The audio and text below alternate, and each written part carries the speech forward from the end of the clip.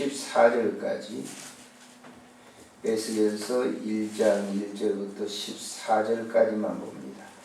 30째 해 넷째 달 초 닷새에 내가 그발 강가에 사로잡힌 자 중에 있을 때에 하늘이 열리며 하나님의 모습이 내게 보이니 여호야긴 왕이 사로잡힌 지 5년 그 달 초닷새라. 갈대아 땅 그발 강가에서 여호와의 말씀이 부시의 아들 제사장 나이스겔에게 특별히 임하고 여호와의 권능이 내게 있으니라.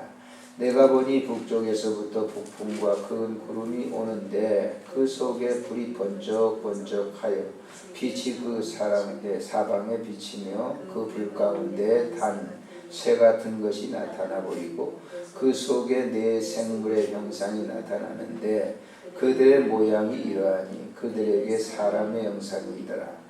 그들에게 각각 네 얼굴과 네 날개가 있고 그들의 다리는 고든 다리요 그들의 발바닥은 송아지 발바닥하고 광낸 구리같이 빛나며 그 사방 날개 밑에 각각 자기 사람의 손이 있더라. 그 네 생물의 얼굴과 날개가 이러하니 날개는 다 서로 연하였으며 갈대에는 돌이키지 아니하고 일제히 앞으로 곧게 행하며 그 얼굴의 모양은 넷의 앞은 사람의 얼굴이요 넷의 오른쪽은 사자의 얼굴이요 넷의 왼쪽은 소의 얼굴이요 넷의 뒤는 독수리의 얼굴이니 그 얼굴을 그러하며 그 날개는 들어 펴서 각기 둘씩 서로 연하였고 또 둘은 몸을 가렸으며 영이 어떤 쪽으로 가면 그 생물들도 그대로 가되 돌이키지 아니하고 일제히 앞으로 곧게 행하며 또 생물들의 모양은 타는 숯불과 햇불 모양 같은데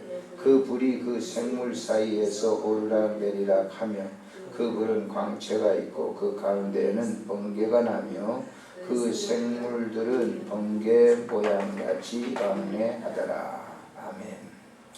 참 좋으신 하나님, 주일 지난 이후에 3일 밤도 모여 기도하게 하시오니 감사를 드립니다. 오늘도 우리가 기도하는 모든 것 하나님 마음에 합한 기도를 드리게 하시고 주님의 음성을 듣고 온전한 기도와 온전한 삶을 살아가도록 은혜 베풀어 주시기를 간절히 빌고 원합니다. 에스겔에게 들려주셨고 보여주셨던 그 환상과 그 말씀을 우리에게 들려주시고 이 밤에 듣겠사오니 우리의 영의 귀가 열려지게 하시고 그 말씀 듣고 순종하며 살아가도록 은혜도 입혀 주시옵소서. 우리 구주 예수님의 이름으로 기도드리옵나이다. 아멘. 오늘부터는 에스겔서를 또 강의하도록 합니다. 에스겔서는 모두 48장으로 되어 있고요. 이 에스겔서가 쓰여진 때는 유다 백성들이 바벨론에 의해서 망해서 바벨론 나라로 포로로 잡혀가 가지고 있었을 때에, 그러니까 그 포로 잡혀간 지 4년이 지나서 하나님께서는 에스겔을 부르시고 그 유다 백성들을 그곳에 모이게 하시고 제사를 드리게 하시고 그곳에서 말씀을 들려주셨어요. 근데 이 에스겔서를 쭉 보게 되면 미래에 대한 이 환상, 미래에 이런 일들이 하나님께서 이루어 주실 것이다 라고 하는, 사실 이 포로 생활이라고 하는 것은 자기의 모든 것을 다 뭐예요? 억압받는, 자기 마음대로 할 수 없잖아요. 어떻게 보면 노예들이라고 하는 것은 내일의 희망이 없는 그런 삶을 살아가는 그들에게 이 매주일마다 모여가지고 그들에게 희망을 제시해 주는 거예요. 하나님은 우리 백성을 버리지 않으셨다라고 하는 그런 위로와 격려의 말씀을 그들에게 주시는 것을 이렇게 쭉 볼 수가 있습니다. 그래서 이 1장에서는 하나님께서 에스겔을 부르신, 에스겔을 소명하셔 불러냈습니다.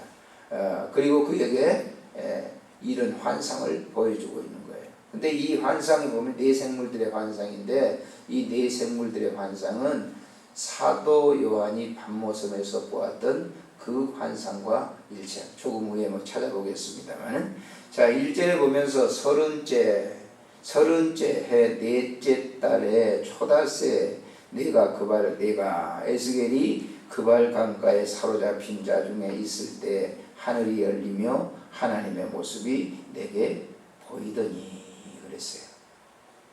사로잡힌 자, 유다 백성들과 함께 거기에 있었는데 하늘이 열렸어요. 그리고 하나님의 모습이 그에게 보여졌다라고 하는 거죠. 2절에 보니까 여호야긴 왕이 사로잡힌 지 5년 그달 초다세라 그랬어요. 제1차 포로로 잡혀간 그들이죠. 그러니까 마지막 왕은 시드기야 왕인데 여호야긴은 그 다음 먼저 왕이죠. 먼저 사로잡혀 가가지고 이 여호야긴 왕은 바벨론에서 38년 동안을 갖다가 지내는 것을 우리가 볼 수가 있죠. 네, 3절에 갈대아 땅 그발 강가에서 여호와의 말씀이 부시의 아들 치사장 나 에스겔에게 특별히 임하고 여호와의 권능이 내 위에 있다라고 이렇게 얘기합니다. 하나님께서 세운 종들은 하나님의 그 권능에 의해서 일을 하는 거죠. 목회자가 뭐 첫째 순입니다만은 모든 성도들도 우리가 하나님이 우리를 부르셔서 권능을 주셔요. 예수님께서 부활승천하시고 하시면서 하신 말씀이 너희들이 예루살렘을 떠나지 말고 내가 너희에게 약속하신 것을 기다리라. 그거 뭐예요? 성령님이시죠.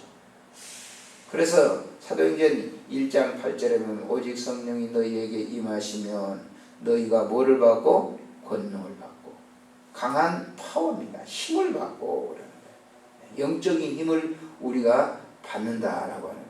여기 지금 바로 그 얘기예요. 여호와의 권능이 하나님의 그 힘이 에스겔에게 임했다 그랬어요. 그래서 그런 광경을 4절에 내가 보니 그랬잖아요. 내가 보니 북쪽에서부터 폭풍과 큰 구름이 오는데 그 속에서 불이 번쩍번쩍하며 빛이 그 사방에 비치고 그 불 가운데 단새 같은 것이 나타나 보이고 새가 그 단새가 있잖아요.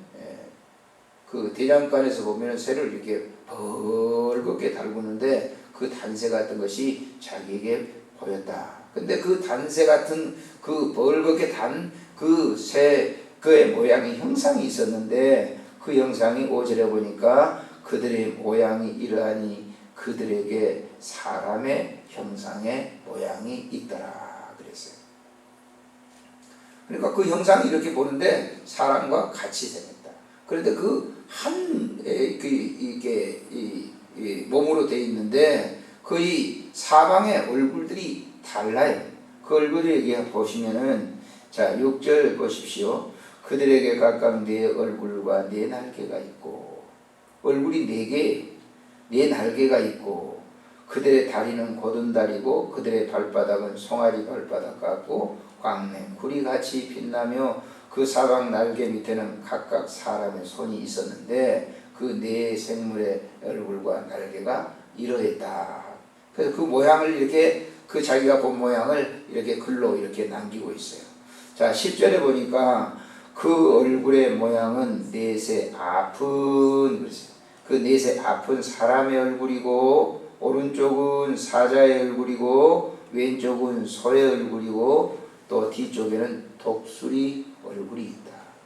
본체는 하나인데 이 네 형체의 그 그 생물이 그렇게 있었다라고 하는 거예요. 이 네 생물이라고 하는 것은 하나님께서 역사하시는 그 한 사역을 갖다가 의미해 주고 있다라고 하는 거예요. 이 에스겔만 본 게 아니라 이 에스겔 선지자가 활동했던 후에 사도 요한이 밤모섬에서 똑같은 환상을 보았어요. 똑같은 거 한번 보실까요? 요한계시록을 한번 보세요. 요한계시록 4장을 보겠습니다.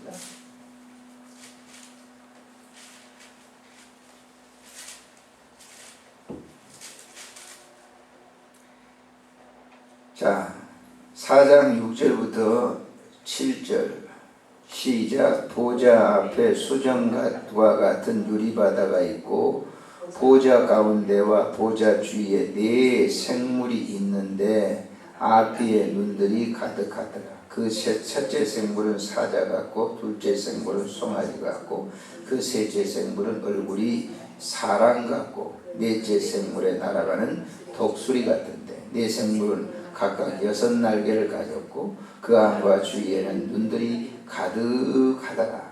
그들이 밤낮 쉬지 않고 뭐 했다고요? 거룩하다 거룩하다 거룩하다. 주 하나님 곧 전능하신 이여 전에도 계셨고 이제도 계시고 장차 오실이니라. 뭐가? 생물들이 하나님에 대해서 예찬을 하는 거예요. 찬송을 부르고 있는 것을 이렇게 얘기하고 있는 겁니다. 그래서 이 생물들이 이제 하나님을 영화롭게 하는 그런 광경을 보았습니다. 에스겔이 처해 있는 환경이라고 하는 것은 그가 물론 선지자 계열의 자손이었어요. 왕족 계열의 자손이었어요. 그러니까 1차 포로로 잡혀왔으니까 그 왕족 계열에 있는데 하나님께서 그 사역을 하는 이 사역을 위해서 에스겔을 불러내신 것이죠. 근데 에스겔이 그 부름을 받고 난 다음에 그 사역에 참여하는데 그냥 했던 건 아니에요. 뭔가 다른 사람들보다는 달랐을 거예요. 그 뭔가 사람들보다 달랐다고 하는 것은 뭐니? 영적으로 깨어있어요. 영적으로 깨어있다고 하는 것은 뭘 말하죠? 하나님과 깊은 교제를 나누고 있다라고 하는 거예요. 오늘날 우리가 신학을 하는 목회자들이 보세요. 그냥 신학을 하는 겁니까? 그렇지 않잖아요. 신학을 하는데 신학, 하나님을 아는 학문을 가르치고 연구하는 그 학교에 가서 그래서 예전에는 선지학교라고 했어요. 선지학교. 신학교를 선지학교. 그 학교에 들어가서 공부를 배우게 되는데 뭘 배우느냐? 하나님에 대해서 배운단 말이에요. 그 배우는데 하나님에 대해서 배우는데 그 교과서가 뭐냐? 성경이란 말이에요. 근데 요즘 이제 신학이 성경 외에 다른 어떤 자유 보수주의 무슨 여러 해방신학, 여성신학, 별신학들이 많이 나왔어요. 이건 사람들이 만들어낸 거예요. 지금 이제 와서 이렇게 쭉 생각해 봅니다만은 저도 이제 신학을 나와가지고는 그 신학교 배웠던 걸 가지고 자꾸 얘기해요. 어느 교수님이 얘기하고 어느 학자가 얘기했던 거 얘기하고 다 지나고 보니까요 쓸데없는 얘기였어요. 그 사람들이 체험한 그런 것이지 목회를 해보니까 역시 하나님과 나와 관계 속에서 하나님과 수시로 영적인 깊은 교제를 나누는 그런 시간이 목회자들에게는 있어야 된다는 거예요. 그거 없으면 넘어지는 거예요. 얼마 전에 제가 얘기 드렸잖아요. 교회 목회를 하다가 너무 힘드니까 문을 닫는 거예요. 그래가지고 성구를 다 이렇게 이제 저도 정리를 할 겁니다. 의자를 갖다가 좀 그래도 이제 교회 의당을 이렇게 하니까 그거 팔아보려고 접이 의자 같은 걸 이렇게 팔아보려고 하니까 살 때는 비싸게 샀잖아요. 누가 가져가요 요즘에? 비참해졌다고 그러더라고요. 의왕이 교회 있어요. 의왕이 그 조그마한 물고기 고기들 있잖아요. 열대. 그거 비싸게 샀잖아요. 누가 가져가라고 안 가져가요. 그러니까 그걸 내놓는 이 목사의 심정이 어떻게 되겠어요?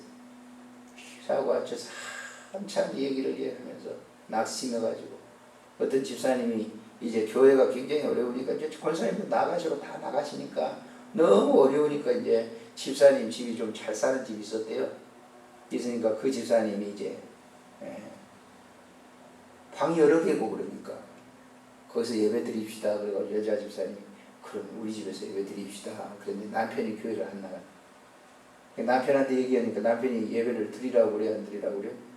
반대를 하니까 목사님에게 우리 남편이 예배 못 드리게 합니다.